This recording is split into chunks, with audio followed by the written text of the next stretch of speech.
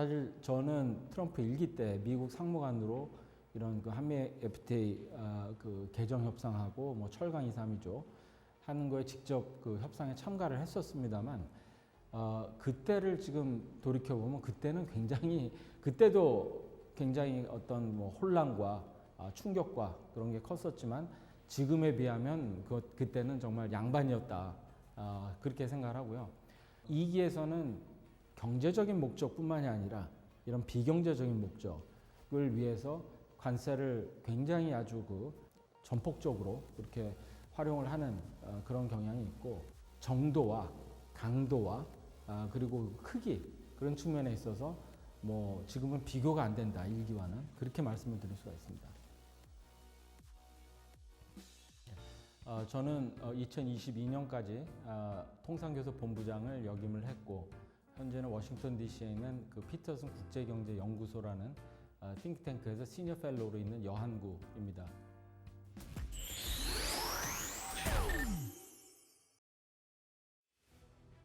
사실 이 트럼프 대통령한테 관세는 정가의 보도라 그렇게 생각할 수가 있습니다. 전통적인 그런 그 경제적인 목적, 즉 그 국내 산업을 보호하면서 제조업을 육성을 하고 그리고 또 사실 중국에 대한 어떤 견제 그런 성격도 크고요. 또 최근에는 그 지금 그 텍스컷 그 감세를 해야 되는데 거기에 그 새로운 세원이 필요하다 보니까 이 또 관세를 통해 가지고 그런 새로운 세원을 확보하려고 하는 그런 경향이 많이 있습니다. 게다가 사실 이런 비경제적인 목적, 예를 들면 뭐 그린랜드라든가 그리고 뭐 파나마 운하 그리고 멕시코 캐나다의 뭐 펜타닐 불법 이민자 이런 그 비경제적인 목적을 위해서도 이 관세를 휘두르면서 목적을 성취를 하려고 하는 그런 정가의 보도로 지금 사용을 하는 경향이 있다. 그렇게 말씀을 드릴 수가 있습니다. 그 1기와 2기 트럼프는 정말 천지 차이로 틀리다라고 생각합니다. 사실 저는 트럼프 1기 때 미국 상무관으로 이런 그 한미 FTA 그 개정 협상하고 뭐 철강 2, 3위조 하는 거에 직접 그 협상에 참가를 했었습니다만 그때를 지금 돌이켜 보면 그때도 굉장히 어떤 뭐 혼란과 충격과 그런 게 컸었지만 지금에 비하면 그때는 정말 양반이었다 그렇게 생각을 하고요. 지금 2기에서 가장 특징은 이 관세의 규모 그리고 어떤 그 범위와 정도, 강도 이런 게 굉장히 틀립니다. 2기에서는 경제적인 목적뿐만이 아니라 이런 비경제적인 목적을 위해서 관세를 굉장히 아주 그 전폭적으로 그렇게 활용을 하는 그런 경향이 있고 사실 1기 때는 관세도 굉장히 한정된 분야, 즉 철강이나 세탁기나 이렇게 굉장히 한정된 분야의 그 산업 보호를 위해서 그렇게 썼었는데 지금은 10% 그 일반 관세 모든 국가 모든 품목에 대해서 10% 가는 거를 이제 기본으로 깔고 그 위에 국가별로 상호 관세 그래서 우리나라는 지금 25%를 맞았죠. 그것뿐만이 아니라 자동차, 철강 그리고 뭐 앞으로는 반도체, 바이오 뭐 그리고 항공기 등등 미국에서 전략적으로 생각하는 그런 어떤 품목별로 또 관세를 이렇게 좀 때리고 있거든요. 그래서 정도와 강도와 그리고 크기 그런 측면에 있어서 뭐 지금은 비교가 안 된다 1기와는 그렇게 말씀을 드릴 수가 있습니다.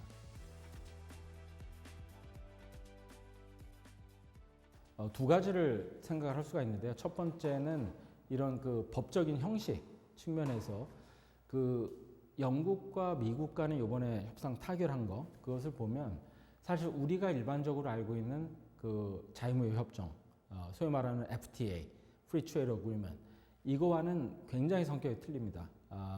어떻게 보면 지금 이번에 미영 합의는 굉장히 단순한 아마 4-5페이지 정도 됐던 것 같은데 굉장히 단순하고 또 법적인 구속력이 없습니다. 그래서 사실 거기 협정문에 보면 이거는 non-binding 하다 즉 법적으로 구속력이 없는 일종의 어떤 젠틀맨스 어그리먼트, 어떤 심사 협약 같은 그런 거다라고 볼 수가 있고요. 그래서 우리가 트럼프 일기 때 우리가 한미 FTA 개정 협상을 했던 그런 어떤 굉장히 법적인 정교한 그런 협정은 아니다라고 말씀을 드릴 수가 있고, 두 번째는 사실 영국은 서비스 위주의 그런 국가입니다. 경제입니다. 그래서 우리처럼 이런 제조업, 뭐 철강, 자동차 이런 제조업을 수출하고 그래서 관세가 굉장히 중요한 이런 경제 구조가 아닙니다. 그러다 보니까 어떻게 보면 굉장히 좀 아주 단순한 그런 합의를 했고, 특히 우리나라가 관심을 가질 수 있는 거는 이 자동차 분야에서 25%의 관세를 예외를 받았죠. 근데 예외를 받으면서 쿼타를 설정을 했는데, 즉 몇 대까지만 자동차를 그렇게 그 10% 낮은 관세로 수출을 하고 그 이상으로 쿼타 이상으로 가는 경우에는 25% 관세를 매기는 이런 식으로 구조가 됐는데, 사실 그 쿼타가 영국 같은 경우는 10만 대를 받았습니다. 그게 왜냐하면은 영국이 미국에 수출하는 자동차는 보통 뭐 제규어, 뭐 벤틀리 이렇게 어떻게 보면 굉장히 아주 좀 이렇게 스페시픽한 일부 일부 그 세그먼트를 중심으로 한 그런 자동차였거든요. 근데 사실 우리나라는 거의 뭐 100만 이상을 매년 수출을 하기 때문에 그 규모와 또 어떤 그 민감성 측면에서 영국과는 사실 비교가 안 되죠. 그래서 우리도 영국에서 이제 그렇게 예외를 받았기 때문에 우리도 앞으로 협상하면서 당연히 예외를 받아야 된다. 그렇게 사실 기대 수준은 높아졌는데, 사실 말씀드렸지만 우리나라가 미국에 수출하는 거는 영국이 미국에 수출하는 거에 뭐 10배 이상의 자동차를 수출하기 때문에 사실 미국 입장에서는 또 그만큼 예외를 인정해 주기가 쉽지는 않다. 그래서 우리로서는 참 뭐 쉽지 않은 게임이다. 그렇게 볼 수 있죠. 사실 미국과 중국은 팽팽하게 이때까지는 그렇게 서로 대결을 했었죠. 근데 지금 그 제네바 합의 전까지의 그 전체적인 그림을 보면 사실 미국이 굉장히 좀 쫓기고 있는 상황이었다. 그렇게 말씀을 드릴 수가 있습니다. 사실 중국은 어떻게 보면 좀 이게 권위주의적인 체제 하에서 그 국민들이 이 단기간의 고통을 얼마든지 감내해낼 수 있는 그런 이제 정치 구조를 가진 그런 사회인 반면, 미국은 사실 그게 아니죠. 이렇게 중국에 대한 관세가 뭐 145%까지 올라가면서 시장이 굉장히 그 요동치고, 그리고 또 물가 상승에 대한 우려도 굉장히 높아지고, 또 최근에는 그 월마트나 이런 그 유통업체 CEO들이 트럼프 대통령한테 이대로 가면 한 5, 6주 후에는 슈퍼마켓에 진열대 물건이 지금 텅텅 빌 수 있다. 그러면서 이제 경고를 했습니다. 그래서 사실 그 미국이나 이제 그 트럼프 입장에서는 지금 굉장히 불안하고, 그리고 빨리 어떤 이런 그 협상을 타결해야 되는, 그렇게 좀 쫓기고 있는 그런 상황이거든요. 그래서 사실 미중 이 제네바 합의에는 이런 그 시장의 압박, 그리고 또 지금 트럼프 대통령의 그 지지율이 계속 떨어지고 있는 그런 미국 내의 정치 경제 상황의 변화가 저는 큰 영향을 미쳤다라고 생각을 합니다. 그래서 일단은 좀 더 이제 낮은 수준, 뭐 10%, 30%, 요 정도 수준으로 낮아졌지만, 하지만 이 트럼프 대통령 전에 비하면 아직도 굉장히 높은 수준인 거고요. 그리고 또 사실 미중 간의 그 협상은 일기 때는 2년 정도가 걸렸습니다. 그리고 사실 지금 트럼프 대통령이 중국에 대해서 계속 강조를 했던 거는 뭐 무역 적자도 크긴 크지만 이 구조적으로 잘못됐다. 중국이 엄청난 그 불공정 무역과 또 정부에서 엄청난 보조금이나 산업 정책을 통해서 이제 불공정 경쟁을 야기하고 등등 이런 구조적인 이슈를 이번에 뜯어 고치겠다라고 지금 했기 때문에 정말 그대로 하려고 한다라고는 이 협상은 굉장히 지난하고 어려운 협상이 될 거라고 봅니다. 그래서 제네바 협상이 일단 시장에 어느 정도의 안심은 좋지만 아직은 또 시기상조다. 앞으로 협상이 완전히 좀 이렇게 그 타결되기까지에는 또 많은 그 롤러코스터가 있을 수 있고 또 여러 가지 그 드라마가 있을 수 있기 때문에 아직은 계속 지켜봐야 된다. 그렇게 말씀을 드리겠죠. 사실 그 트럼프 대통령은 일기 때도 이 관세에 대해서 어떤 정말 그 확신을 가지고 있었던 분이고, 하지만 일기 때는 그 백악관이나 행정부 내에도 소위 말하는 글로벌리스트가 많이 있으면서 트럼프 대통령이 이제 좀 과격한 관세 정책을 펴려고 하면 안에서 많은 반발을 하면서 사실 그 하고 싶은 대로 못 했었거든요. 근데 사실 2기에는 더 강해져 가지고 돌아왔고 또 국민들의 맨데이트를 강하게 받았다라고 생각하고 정말 폭풍이 휘몰아치듯 처음 100일 동안은 그렇게 관세를 했던 겁니다. 하지만 그러다 보니까 지지율이 굉장히 떨어지고 그리고 또 무엇보다도 그 주식시장이 떨어지고 또 만약 이렇게 주식시장이 떨어지면 또 국채시장은 그나마 이제 괜찮은데 이번에는 국채시장마저도 이렇게 막 떨어지면서 또 그 달러 환율까지도 떨어지면서 그래서 이 굉장히 그 시장의 불안을 야기를 했었습니다. 그래서 아마 그 트럼프 대통령도 이대로 가다가는 사실 요번 바이든 대통령이 정권을 잃은 이유가 경제, 특히 그 인플레이션을 제대로 그 컨트롤 못했고 그게 이제 그 유권자들의 어떤 반발로 이어진 것이기 때문에 또 앞으로 뭐 한 1년 반 정도 이후에는 그 중간 선거가 있죠. 그래서 만약에 공화당이 중간 선거에서 크게 질 경우에는 그 향후 2년 동안은 거의 마비가 될 겁니다. 분명 민주당이 하원을 다시 장악을 한다라 그러면 미국에서도 탄핵 절차가 들어갈 수 있습니다. 물론 공화당의 상원에서 미국은 상원에서 이제 탄핵을 결정을 하기 때문에 실제로 탄핵이 될지 여부는 아직 그 의문입니다만 하원을 만약 민주당이 다시 가져간다라면 분명 또 탄핵 절차가 시작이 될 거기 때문에 이러한 여러 가지들을 고려를 할 때 이대로 계속 이제 경제가 악화된다라 그러면 또 불안까지도 지금 그 굉장히 그 우려가 되는 상황인데 이렇게 된다라 그러면 사실 공화당 내부에서도 지금은 조용히 그냥 트럼프 대통령 지지하고 있지만 공화당 내부에서도 또 반발이 있을 수가 있습니다. 그래서 여러 가지 이제 이 어떤 정치적인 역학 그리고 또 그 미국 경제, 주식 시장의 상황 이런 것들이 다 영향을 미칠 거라고 봅니다. 이제 새 정부가 들어오면 제일 첫 번째로 해야 될 여러 가지 과제 중에 하나가 이 관세 협상입니다. 하지만 이 관세 협상은 제가 볼 때는 단순하게 이 관세 몇 퍼센트 내리는 것보다는 사실 그 미국과 한국 간의 향후 4, 5년의 어떤 경제 협력의 틀을 새로 짜는 그런 협상이다.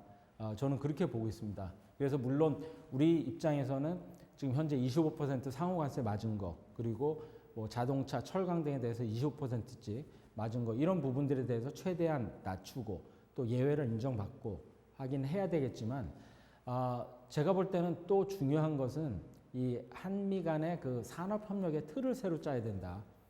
특히 이제 우리나라 경제가 굉장히 지금 어려운 상황이고 또 우리의 그 주력 산업도 이 경쟁력 측면에서 지금 현재 어려운 상황을 겪고 있기 때문에 또 이제 새로운 성장 동력을 우리가 찾아내야 되는 그런 입장이고 또 우리 그 국내 그 제조업의 경쟁력도 이렇게 그 창조적인 파괴가 계속 일어나면서 또 이제 글로벌 경쟁에서도 더 유리한 고지를 점할 수 있도록 그렇게 하기 위해서는 저는 그 미국 시장을 적극적으로 우리가 활용을 해야 된다고 봅니다. 그래서 특히 이제 미국은 뭡니까 이 그 관세 소위 진짜 관세가 만리장성처럼 굉장히 쌓아지면서 수출하기가 쉽지는 않아지고 있지만 또 우리 기업들 입장에서는 그 이 관세 장벽을 뛰어넘어서 그 안으로 들어가면 또 중국의 경쟁이 없고 그리고 또 미국이 제조업을 다시 부흥하려고 하는 입장에서 한국과 같은 파트너를 절실히 필요로 하는 그런 상황이기 때문에 뭐 반도체라든가 조선, 뭐 군수산업 원자력, 그리고 또 뭐 이런 바이오, 그리고 특히 뭐 이제 AI 이런 측면에서 미국과 또 한국이 굉장히 어떤 상호 보완적인 그런 협력 관계를 만들어낼 수 있다고 봅니다. 그래서 이런 부분들을 우리가 같이 고려를 해야 되고 또 그 에너지 안보 측면 이제 그 LNG를 또 우리나라가 미국으로부터 더 많이 구매를 하고 또 알래스카 LNG 프로젝트 이 부분도 좀 전략적인 부분이 또 있습니다. 우리가 주로 이제 그 어떤 중동에서 들어오다 보면 이 지정학적인 그런 리스크에 취약할 수가 있는데 사실 우리가 알래스카나 이쪽 태평양을 통해서 가지고 오는 거는 에너지 안보 차원에서도 또 의미가 있을 수 있고 또 사실 그 알래스카나 이쪽은 앞으로 북극 항로가 열릴 수 있는 그런 부분입니다. 그래서 그쪽에 우리가 좀 더 인발부를 할 수 있는 여러 가지 또 측면들이 있기 때문에 이런 것들을 이제 그 어떤 커다란 패키지로 보면서 전략적인 좀 협력의 틀을 새로 짜야 된다. 그렇게 보고 있습니다. 예, 사실 일본과 우리나라가 굉장히 지금 비슷한 위치에 있습니다.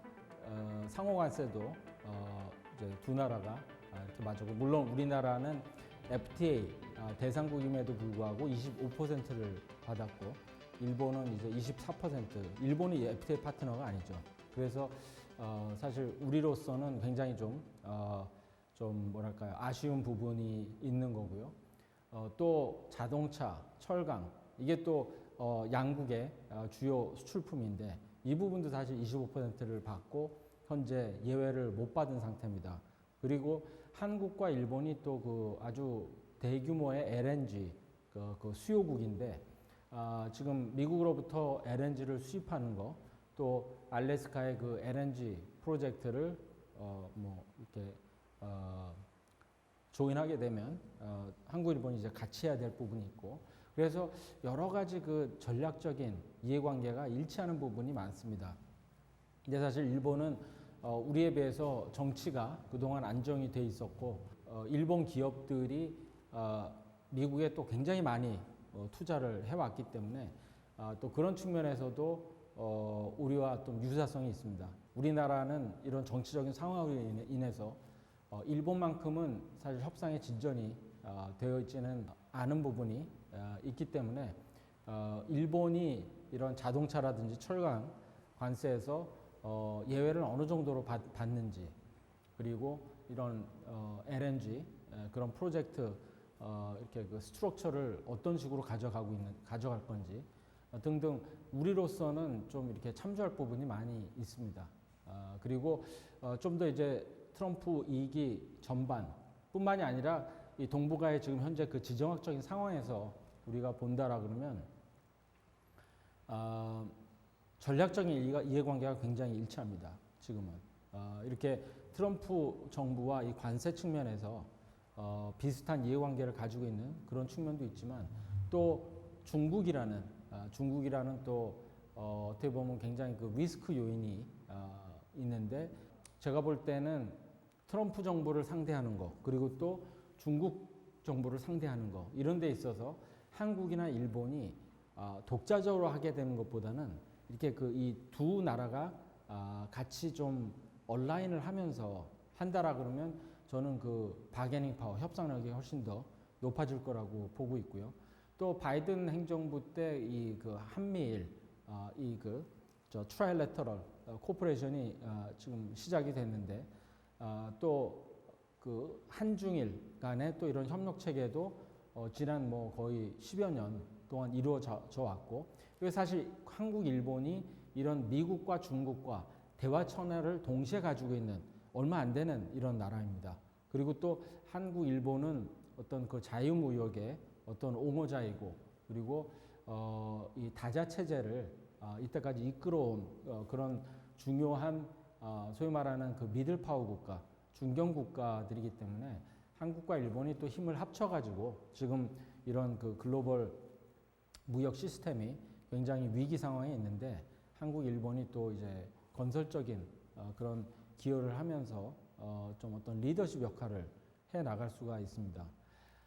또 하나 제가 강조하고 싶은 것은 사실 CPTPP입니다. 이게 그 12개 국가가 아시아 태평양의 12개 국가가 지금 가입을 해서 현재 여러 가지 그 무역 협정들 중에서는 가장 높은 수준의 그 무역 협정으로 지금 알려져 있습니다. 근데 사실 우리나라는 2013년부터 이게 가입을 하려고 했었지만 2017년이죠. 그 오바마 대통령이 이거를 협상을 마무리를 지었지만 국회에서 의회에서 통과를 못 시켰고 그다음에 이제 트럼프 1기가 들어오면서 미국이 완전히 취소를 했거든요, 가입을. 그래서 사실 우리나라도 그 과정에서 아직 가입을 하지 못하고 그랬던 측면이 있는데 지금은 세상이 바뀌었습니다. 이런 CPTPP라는 게 단순한 무역 협정뿐만이 아니라 이런 동북아의 지정학적인 측면에서도 굉장히 중요성이 높아졌고 또 지금은 한국과 일본 간의 전략적인 이해관계가 일치하기 때문에 또한 한국, 일본은 모두 양 나라가 모두 인구가 감소를 하고 있고 또 이제 고령화, 저출산 이런 국내 수요의 어떤 정체를 같이 경험을 하고 있기 때문에 이 한국과 일본의 시장을 좀 더 가깝게 이렇게 이런 CPTPP를 통해서 한다라 그러면 그게 저는 우리 산업에도 굉장히 도움이 될 수 있다. 그렇게 보고 있습니다. 그래서 새 정부에서는 이 CPTPP 가입에 대해서 다시 한번 좀 심각하게 고려를 해야 될 필요가 있다고 봅니다. 미국과의 협상은 단순한 관세 협상이라기보다는 정치적 그리고 경제적 그리고 안보 측면의 의미도 있을 수 있고요.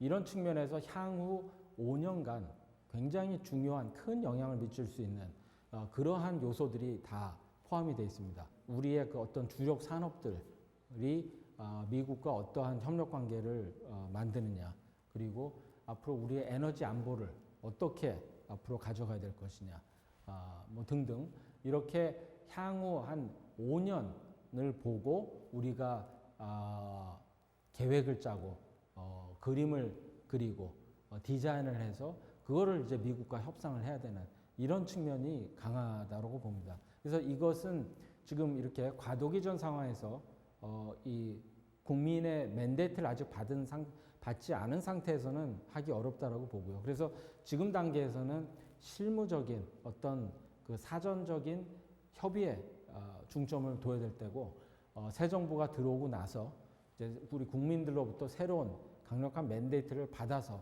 그렇게 이제 협상을 해야 우리의 협상력도 올라가고 또 여러 가지 그 중요한 그런 실질적인 이슈에 대해서 우리가 그 책임 있는 정치적인 결정을 내릴 수가 있다. 그렇게 생각합니다. 참 아이러니한 게 만약에 그냥 트럼프 1기가 이 4년의 그 휴식 없이 바로 그냥 8년을 그렇게 했다라 그러면 계속 이렇게 좌총우돌하면서 그냥 이렇게 사라져가는 그런 트럼프 현상이 됐을 수 있는데 오히려 중간에 4년을 쉬면서 엄청나게 치밀한 준비와 또 어떤 전략을 짠 상태에서 선거를 크게 이기고 다시 돌아오니까 이제는 그냥 단순한 트럼프가 아니라 트럼피즘, 그러니까 어떤 시대적인 사조로 굉장히 업그레이드가 돼서 또 강력하게 돼서 좀 다시 돌아온 겁니다. 그래서 지금 트럼프 2기가 4년 이후에 어떻게 될지는 모르지만 이 그 트럼피즘의 어떤 그 정신, 즉 미국의 그 어떤 중소부와 사실 대학 교육을 받지 않은 그런 백인의 그런 워킹 클래스를 위한 어떤 정책들, 그리고 자유무역보다는 어떤 보호무역주의를 하면서라도 미국의 산업과 제조업을 다시 부흥시키려고 하는 것, 그리고 특히 중국, 미국의 현재 국내 정책이나 해외 정책이나 모든 정책의 그 저변에는 중국에 대한 고려가 깔려 있습니다. 그래서 이러한 그 중국에 대한 어떤 강경, 그래서 이 패권 경쟁에서 미국의 역사상 이렇게 강력한 미국의 패권을 위협하는 이렇게 강력한 상대를 만나본 적이 없거든요. 그러다 보니까 지금 현재 미국이 정치 지형이 굉장히 그 극단화되어 있고 분열되어 있지만 중국 이슈 하나에 대해서는 아주 놀라울 정도로 이제 단결이 되어 있는 상태입니다. 그래서 이러한 어떤 그 트럼피즘은 4년뿐만이 아니라 그 이후에도 어떤 시대의 사조로서 상당 기간 계속될 가능성이 있다. 그렇게 저는 생각합니다. 저는 사실 우리 한국이 협상 카드가 많다라고 생각합니다. 왜냐하면은 최근에 미국과 영국 간 그 협상 결과를 만약 보시게 되면 사실 굉장히 단조롭죠. 뭐 미국에서 뭐 쇠고기나 뭐 에탄올 이런 것들 더 수출하고 그리고 뭐 자동차 좀 예외받고 사실 뭐 그게 다입니다. 근데 사실 우리나라는 이 그 제조업 강국이고 그리고 또 미국이 필요로 하고 있는 그런 부분들을 우리가 제공을 해줄 수 있는 그런 상황입니다. 특히 트럼프이건 그 이후 정부이건 앞으로도 미국은 이 제조업을 중소부나 지금 산업 공동화가 일어났던 그런 지역에 제조업을 다시 가져와야 되는 그런 부분이 있는데 미국은 사실 거의 3, 40년 동안 제조업을 떠났기 때문에 미국 혼자서는 할 수가 없거든요. 그래서 그런 차원에서 볼 때 우리나라 기업들이 뭐 이런 아주 미국이 중요시하는 그런 핵심 산업 분야, 뭐 반도체라든가 그리고 뭐 이런 조선 그리고 또 뭐 바이오라든가 뭐 이런 우리나라가 강점을 가진 이런 분야에 있어서 미국이 원하는 협력을 우리가 해줄 수가 있습니다. 그래서 제가 볼 때는 굉장히 다채로운 그런 협상 결과가 나올 수 있다. 그리고 충분히 우리가 이런 윈윈의 그런 협상 결과를 만들어낼 수 있기 때문에 우리가 서두를 필요는 없고 그리고 또 우리가 가진 어떤 이런 레버리지와 협상 카드를 잘 최대한 좀 그 풀로 활용을 하면서 협상에 임하면 저는 그 30일 그러니까 신정부가 들어와서 6월 4일 날 들어와서 아마 그 7월 9일인가가 데드라인일 텐데 그 기간 내에 충분히 좋은 딜을 만들어낼 수 있다 그렇게 생각합니다. 물론 우리가 뭐 서두르거나 아니면 뭐 어떤 약한 포지션에서 할 필요는 없습니다. 이제 새 정부가 들어오면 이제 또 어떤 정치적인 그런 서포트도 강해질 수가 있고 또 우리가 가진 이런 협상 카드들이 많이 있기 때문에 이런 것들을 우리가 잘 활용을 하면 저는 충분히 윈윈의 협상 결과를 만들어낼 수 있다 그렇게 봅니다. 매일 돈을 쓰는데 그 가치는 누가 정할까요? 정답은 슈퍼달러 슈퍼리치에 있습니다. 복잡한 공식은 빼고 투자 타이밍을 잡는 환율의 핵심만 담았습니다. 빠르게 변화하는 금융시장, 그 중심엔 언제나 환율이 있습니다. 오늘부터 환율과 썸 타볼까요?